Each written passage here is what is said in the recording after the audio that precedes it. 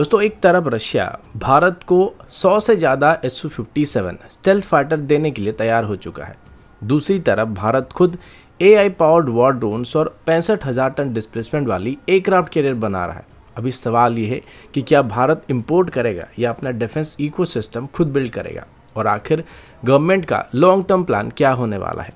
आज की वीडियो में हम ऐसे ही कुछ इंटरेस्टिंग अपडेट्स के बारे में बात करने वाले हैं। नमस्कार दोस्तों, मेरा नाम है अंशुमन नायक और आप सभी का बहुत बहुत स्वागत है इंडियन डिफेंस न्यूज के डिफेंस टॉक सीरीज में।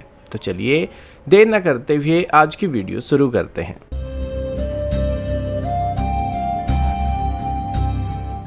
आज की पहली अपडेट रशिया के Su-57 फाइटर जेट प्रपोजल की तरफ से है। दोस्तों, आप सभी को शायद पता होगा कि भारत अभी रशिया से शायद Su-57 को ऑर्डर कर सकता है। इस बीच रशिया ने भारत को कम से कम 100 Su-57 स्टेल्थ फाइटर खरीदने का ऑफर दिया है, और वो भी लोकल प्रोडक्शन और टेक्नोलॉजी ट्रांसफर के साथ। लेकिन खास बात यह कि इंडियन एयरफोर्स की करंट रिक्वायरमेंट इतनी बड़ी नहीं है।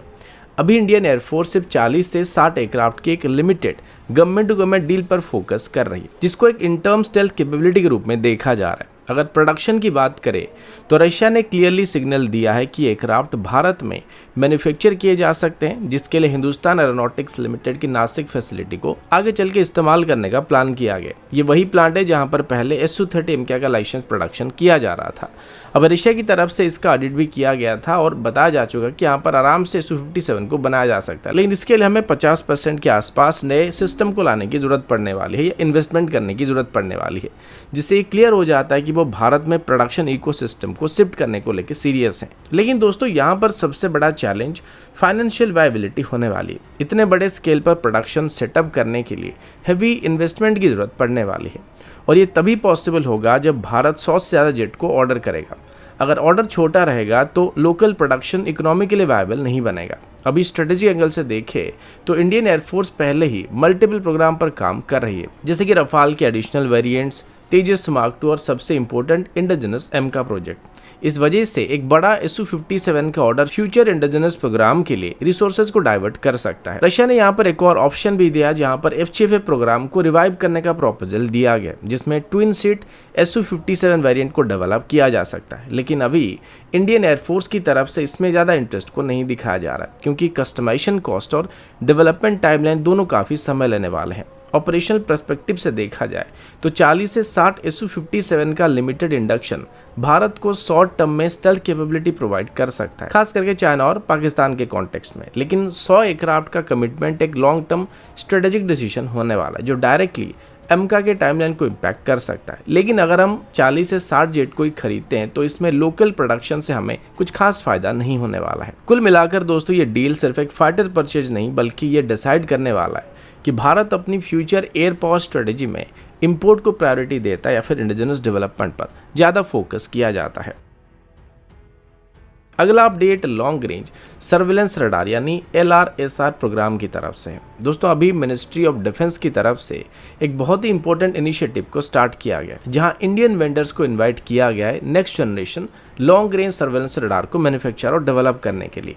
ये पूरा प्रोग्राम आत्मनिर्भर भारत विजन के अंदर किया जाने वाला है, जिसका main M foreign radar system के ऊपर डिपेंडेंसी को कम करने का होने वाला है और भारत की एयर सर्विलेंस कैपेबिलिटी को नेक्स्ट लेवल पर ले जाने का होने वाला है। अभी अगर टेक्निकल साइड पर देखें तो ये रडार नॉर्मल सिस्टम जैसे नहीं होने वाले हैं। ये 4D AESA रडार टेक्नोलॉजी पर बेस्ड होने वाले हैं, जिसमें गैलियम नाइट्रेट टेक्नोलॉजी का इस्तेमाल किया जाएगा। इसका मतलब सिंपल लैंग्वेज में इन रडार की डिटेक्शन रेंज, पावर एफिशिएंसी और इलेक्ट्रॉनिक वॉरफेयर रेजिस्टेंस सब कुछ इंप्रूव होने वाला है। रिपोर्ट्स के मुताबिक इनका डिटेक्शन रेंज 450 किलोमीटर से ज़्यादा होने वाला है, जो कि एक काफ़ी बड़ा कैपेबिलिटी जंप होने वाला है।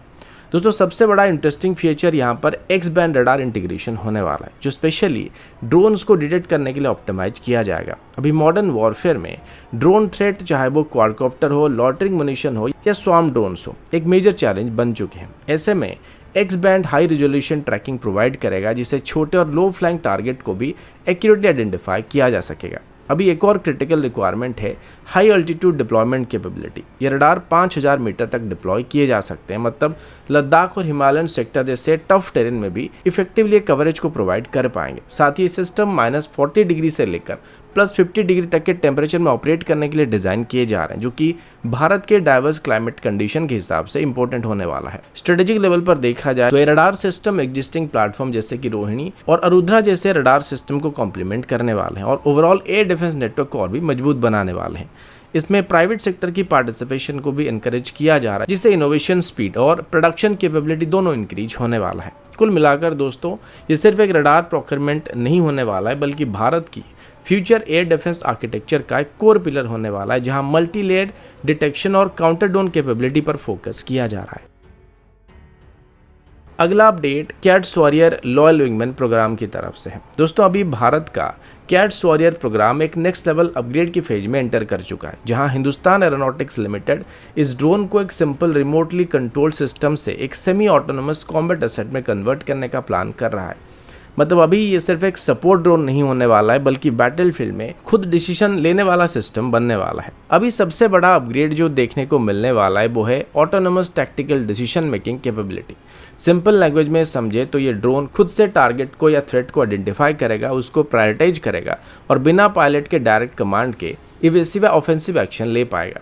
ये कैपेबिलिटी स्पेशली तब इंपॉर्टेंट हो जाता है जब कम्युनिकेशन जैम हो जाता है या इलेक्ट्रॉनिक वॉरफेयर एनवायरनमेंट होता है, जहां पर हमारा डाटा लिंक सिस्टम कट हो जाता है।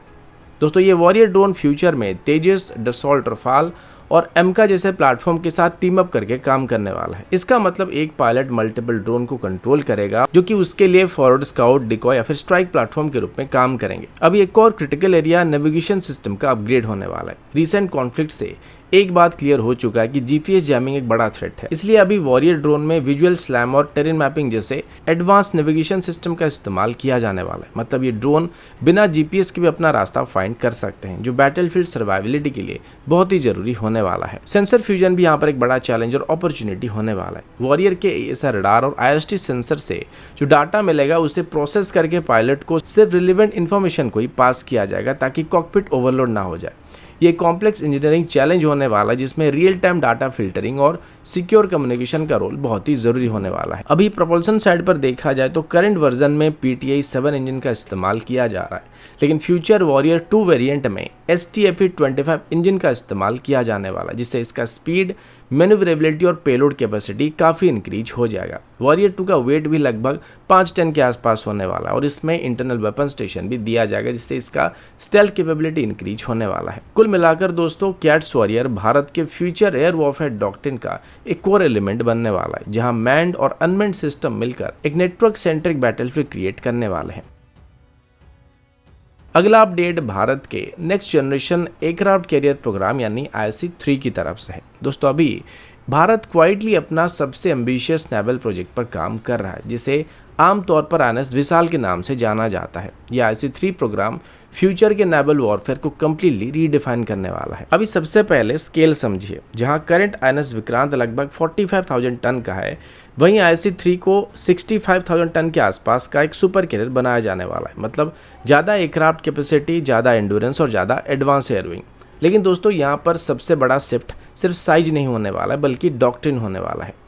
IC-3 को स्टार्टिंग से ही मैन्ड अनमैन्ड टीमिंग कॉन्सेप्ट को ध्यान में रखकर डिजाइन किया जा रहा है। इसका मतलब फ्यूचर में ये एयरक्राफ्ट कैरियर सिर्फ फाइटर जेट को ऑपरेट नहीं करेगा, बल्कि ड्रोन्स और स्टेल्थ UCAV को भी ऑपरेट कर पाएगा। अभी यहाँ पर स्विफ्ट प्रोग्राम का रोल काफी क्रिटिकल हो जाता है, क्योंकि इसी पर बेस करके फ्यूचर में घातक UCAV को डेवलप किया जाने वाला है, जिसका नेवल वर्जन IC-2 का कोर स्ट्राइक एलिमेंट बनने वाला है। इसके अलावा कैरियर पर मेल और हेल कैटेगरी की UAVs को भी डिप्लॉय किया जाने वाला है, जो कि लॉन्ग रेंज सर्वेलेंस और मैरीटाइम डोमेन अवेयरनेस प्रोवाइड करने वाले हैं। मतलब कैरियर का sensor coverage hundreds of kilometre तक एक्सटेंड हो जाएगा, जो इंडियन ओशन रीजन में हमारी डोमिनेंस को क्रिएट करने के लिए काफ़ी ज़रूरी होने वाली है। अभी सिर्फ एविएशन ही नहीं, बल्कि शिप की टेक्नोलॉजी में भी काफ़ी बड़ा जंप देखने को मिलने वाला है। IC-3 में इंटीग्रेटेड इलेक्ट्रिक propulsion सिस्टम का इस्तेमाल किया जाने वाला, जिससे पावर डिस्ट्रीब्यूशन काफ़ी एफिशिएंट होगा और फ्यूचर में हाई एनर्जी वेपन जैसे कि रेल गन या फिर लेजर वेपन सिस्टम को इंटीग्रेट करना संभव हो पाएगा। साथ ही इस एयरक्राफ्ट कैरियर में ऑटोमेशन लेवल भी काफ़ी बेहतर किया जाने वाला, जिससे क्रू रिक्वायरमेंट थोड़ा कम हो जाएगा और ऑपरेशनल एफिशिएंसी बेहतर हो जाएगा। लेकिन शॉर्ट टर्म में इंडियन नेवी एक और सेकेंड विक्रांत क्लास की कैरियर पर भी काम कर रही है, ताकि 3 कैरियर फ्लीट मेंटेन करना हमारे लिए आसान हो जाएगा। कुल मिलाकर दोस्तों, IC-3 सिर्फ एक एयरक्राफ्ट कैरियर नहीं, बल्कि भारत के फ्यूचर नेवल पावर प्रोजेक्शन का बैकबोन होने वाला है, जहां AI, ड्रोन्स और नेक्स्ट जनरेशन टेक्नोलॉजी एक साथ काम करने वाले हैं। अगला अपडेट भारत के इंडोजेनस एरो इंजन डेवलपमेंट की तरफ से है। दोस्तों अभी भारत के यूएवी इकोसिस्टम में एक बहुत ही बड़ा ब्रेक थ्रू देखने को मिल रहा है, जहां जैम ऑटोमोटिव प्राइवेट लिमिटेड की तरफ से अपना 180 हॉर्स पावर क्लास की मेल क्लास की एरो इंजन को शोकेस किया गया था। ये इंजन स्पेशली इंपोर्टेड इंजन जैसे कि ऑस्ट्रो इंजन E4 और रोटेक्स सीरीज को रिप्लेस करने के लिए डिज़ाइन किया गया है। अभी इसका डायरेक्ट इम्पैक्ट हमारी तापस VH201 और आर्चर एनजी जैसे प्लेटफॉर्म के ऊपर देखने को मिलने वाला है, जो कि अभी तक फॉरेन इंजन्स के ऊपर डिपेंड कर रहे थे। मतलब अभी भारत प्रपल्सन टेक्नोलॉजी में भी सेल्फ रिलायंस की तरफ एक स्ट्रॉन्ग कदम लेने जा रहा है। टेक्निकल साइड पर देखें तो ये एक 2.2 लीटर का 4 सिलेंडर टर्बोचार्ज डीजल इंजन है, जिसमें CRDI आर्किटेक्चर का इस्तेमाल किया गया है। इसकी खास बात ये कि ये 11,000 फीट पर 180 हॉर्स पावर को डिलीवर कर सकता है और मैक्सिमम 32,000 फीट के आसपास ऑपरेट कर सकता है, जो मेल यूएवी मिशन के लिए आइडियल परफॉर्मेंस डिलीवर कर सकता है। दोस्तों एक और इम्पोर्टेंट फीचर है इसका डुअल रिडंडेंट फेडेक्स सिस्टम। ये सिस्टम इंजन को प्रिसाइजली कंट्रोल करता है, फ्यूल एफिशिएंसी को ऑप्टिमाइज करता है और रिलायबिलिटी को इंश्योर करता है। और लॉन्ग एंड्योरेंस मिशन में जहां पर यूवी को 24 से 30 घंटे तक एयर में रहना पड़ता है, वहाँ कैपेबिलिटी बहुत ही क्रिटिकल हो जाता है। अभी इसकी डिजाइन साइड पर भी काफ़ी फोकस किया जा रहा है, क्योंकि एरो इंजन होने की वजह से इसकी वेट को कम करने की कोशिश किया जा रहा है, जिस वजह से इसमें लाइट वेट स्ट्रक्चर और इंटीग्रेटेड प्रोपेलर गियरवर्क्स का इस्तेमाल किया गया, जिससे पावर ट्रांसफर एफिशिएंट होता है और इसका एंड्योरेंस काफी इंप्रूव होता है। साथ ही इसमें हैवी डीजल फ्यूल का इस्तेमाल किया जा रहा है, जो कि सेफर साइड में आता है और मिलिट्री लॉजिस्टिक के लिए भी सुइटेबल होता है। स्ट्रेटेजिकली देखा जाए तो ये इंजन तापस यूवी के परफॉर्मेंस इशू को सॉल्व करने में गेम चेंजर बन सकता है। खास करके अल्टीट्यूड और एंड्योरेंस के मामले में जो चैलेंजेस अभी हम फेस कर रहे हैं, ये उसको बाईपास करने की उम्मीद किया जा रहा है। तो दोस्तों अभी के लिए इतना ही, मिलता हूँ आपसे अगले वीडियो में, तब तक के लिए जय हिंद, वंदे मातरम।